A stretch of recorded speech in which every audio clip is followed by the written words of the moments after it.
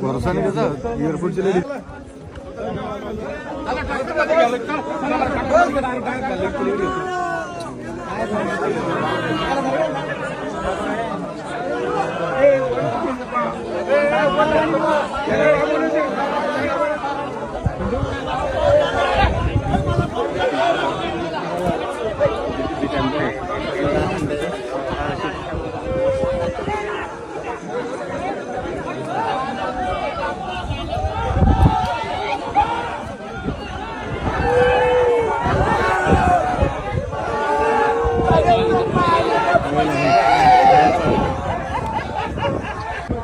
दोन शेतकरी पेरणी करता करता तार बाजूला घेत होते। एक महिन्यापासून पोल पडलेला होता इथं। आम्ही सगळ्यांना कॉल करून थकलो। शेवटी त्या तारेमध्ये वीज प्रवाह नव्हता, पण परवा दिवशी वादळ झाल्यामुळे अचानक वीज प्रवाह त्यात उतरला आणि ते शेतकऱ्यांना माहित नव्हतं। आणि एक महिन्यापासून एमईसीबीच्या सर्व अधिकाऱ्यांना सांगून सुद्धा कोणी इकडे फडकलं नाही। आज दोन निष्पाप शेतकऱ्यांचा इथं बळी गेलेला आहे आणि त्याला सरासर जिम्मेदार पूर्ण हे एमईसीबी विभाग आहे। तरी त्यांच्यावर पूर्ण कठोरात कठोर कारवाई झाल्याशिवाय पूर्ण चिकलठाणा वासी येथील शेतकरी या शेतकऱ्यांचा अंत्यविधी करणार नाही।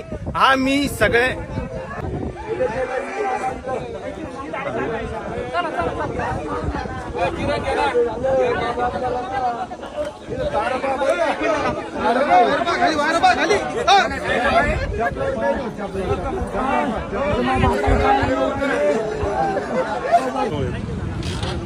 महावितरणच्या भोंगळ्या कारभारामुळे दोन तरुण शेतकऱ्यांना आज प्राण गमावा लागलेला आहे।